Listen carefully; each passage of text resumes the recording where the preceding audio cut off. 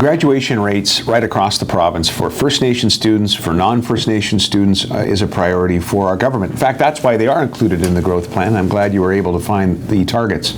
The good news is we've set up a plan as a result of some work we did with the Federation of Saskatchewan Indian Nations. The program or the initiative was simply called the Joint Task Force on Education. And here's the good news. We've seen some improvement, some significant improvement in completion rates, in graduation rates. Not yet at the goal, but we're moving in the right direction. We've also been able to develop and pilot or pioneer, I guess, with the help of First Nations leaders and education experts, some programs that are proving to be very successful at very early ages.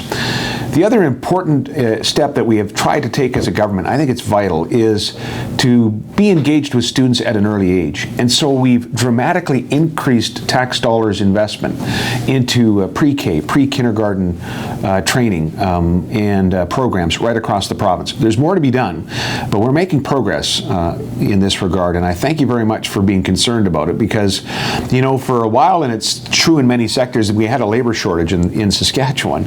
And yet we knew that our unemployment rate overall was the lowest in Canada, but the unemployment rate for First Nations and Métis individuals, First Nations and Métis people who want to get back in the workforce, was higher than the overall rate. It's just unacceptable. And so before we even try to recruit from other provinces or other parts of the world, Saskatchewan people should be working in those jobs. And so we need to focus more on education and training, and we are. We have a great partnership as well with the Saskatchewan Indian Institute of Technology. We've increased their funding over 80% since we formed government in 2007, and they're connecting graduates with jobs in the economy. And so there is real progress being made. Obviously, we need to do more, and if we get a chance after April 4th, we'll continue to make those investments and build those partnerships.